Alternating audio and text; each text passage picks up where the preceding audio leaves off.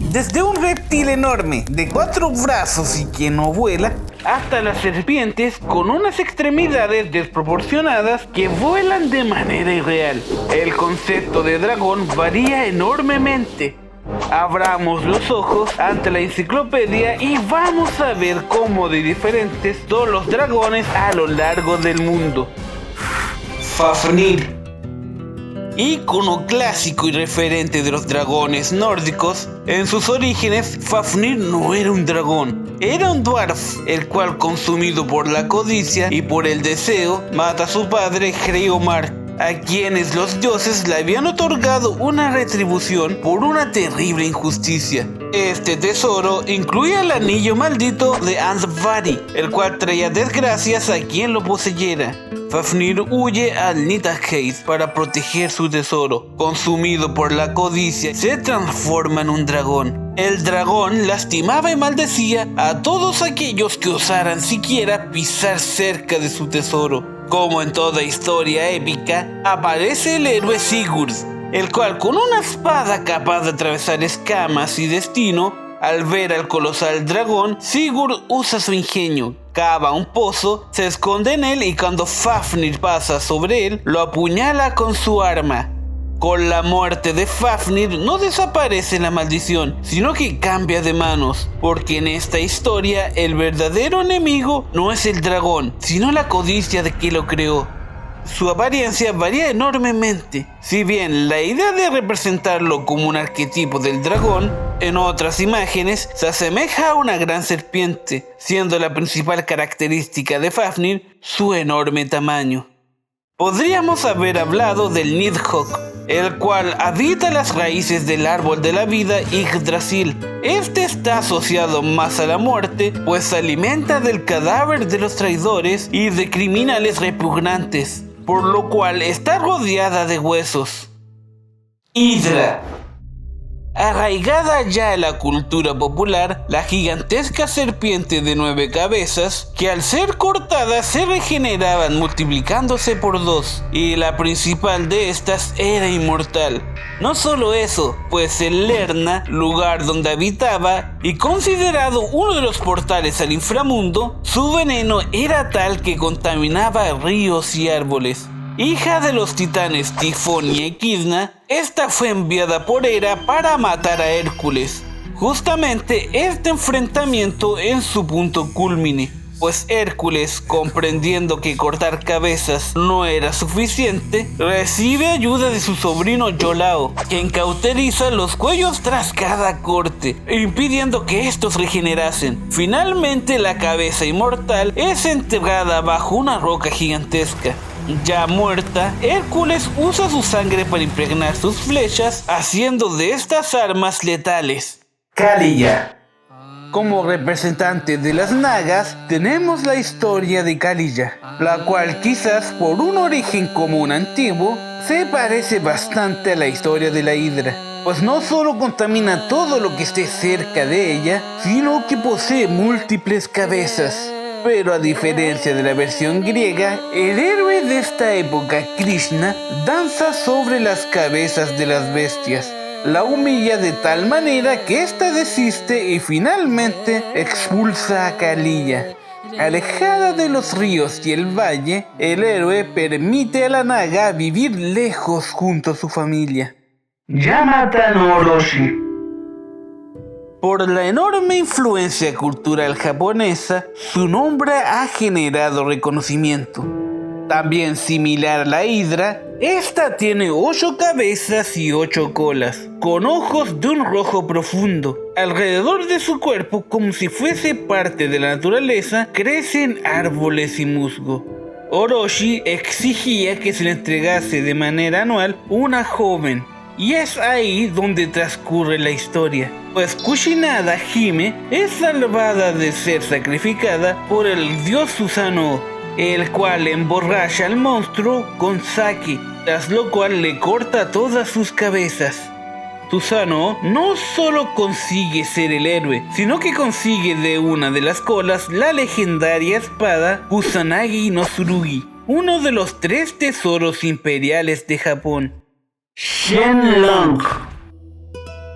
Similar a su contraparte de Dragon Ball, Shenlong es un ser que, si bien es imponente, también es benévolo, lo cual es una característica de los dragones chinos. El dragón espiritual surca los cielos, dominando el clima con su cuerpo serpenteante y sus dos brazos delanteros. Mientras los gobernantes fueran justos, siguiendo el orden celestial, y sus súbditos fueran fieles al designado del cielo, Shenlong traerá bendición desde los cielos. Pero si estos se alejaban del mandato celestial mediante tormentas o sequías, este devastaría la nación. Al fin y al cabo, como un ser más allá de la moral y ética, los dragones seguían ideas más allá de los límites humanos. Apophis. Más que divino, más que un simple monstruo, Apophis es una fuerza primordial de la naturaleza. La gran serpiente que acecha al mundo, persiguiendo la luz, el sol, encarnado por el dios Ra, en una eterna lucha entre luz y oscuridad, siendo más preciso, entre el orden y el caos. Sin un verdadero final, sin una tragedia ni una épica historia, Apophis repite el proceso eternamente. San Jorge y el dragón. Nos encontramos con un caso extraño, pues la bestia de esta leyenda no posee nombre, ni siquiera parece poseer un deseo o propósito. Es simplemente la encarnación de la maldad. En la ciudad de Silene, en el norte de África, en un lugar sin determinar, existía un ser aterrador. Este, con un tamaño colosal y su aliento tóxico, aterrorizaban la región. En un estado de perdición, pues el dragón no solo contaminaba sus ríos y campos, sino que exige regularmente un sacrificio humano. Cuando la princesa es seleccionada como ofrenda, aparece el héroe San Jorge. En un enfrentamiento que simboliza el bien contra el mal, y más importante, el cristianismo contra el paganismo, San Jorge hiere con su lanza al dragón. El dragón sometido pierde sus fuerzas, siendo finalmente ejecutado. Grutzlang. Aunque su nombre significa en África gran serpiente, el Grutzlang es una verdadera quimera. Combinando partes de reptil y un rostro de elefante, el mito cuenta que los dioses crearon al Grutzlang, pero este resultó demasiado fuerte y astuto, por lo que lo dividieron en dos especies, naciendo las serpientes y los elefantes. Pero una anomalía sobrevivió. Vive en lo profundo de las cavernas, conviviendo con la oscuridad primordial. En las historias no es derrotado. Su gran inteligencia, astucia y capacidad de adaptación lo hacen un ser más allá del humano, sin llegar a lo divino. Taniwha. Extraños seres sin una forma fija. Si bien al ser los maoríes un pueblo marino, se les muestran por lo general como unos tiburones, aunque se suelen imaginar como iguanas o geckos. Estos seres poderosos viven en los rincones más oscuros y tenebrosos. A pesar de lo espeluznante que pueden llegar a ser, algunas tribus los veneran como protectores y centinelas. Su rol principal dentro de la mitología maorí es el de proteger todo lo sagrado y castigar a quienes rompan las reglas y enfrenten a lo protegido. Dicho esto, son comunes las historias en las que valientes guerreros derrotan a los Taniwha. Guajil. Un ser que va más allá de un simple monstruo. Nació en la era de la creación, llamado el tiempo de los sueños. La serpiente gigantesca está asociada a las aguas. A diferencia de otras bestias, esta trae vida y luz, pues mientras arrastraba su cuerpo, tras de sí aparecían valles, ríos y manantiales. Es un guardián castigando a aquellos que perturben la naturaleza y lo divino. Con su capacidad de alterar los ciclos de la vida, castiga severamente a quienes manchen lo sagrado. Amaru. Más cercano al concepto chino de dragón, Amaru es un ser que conecta lo divino con lo terrenal.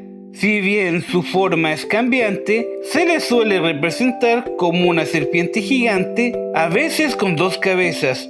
También hay versiones con alas, patas felinas e incluso puede tener elementos de aves. En los relatos inca se asocia a Amaru con el dios Viracocha.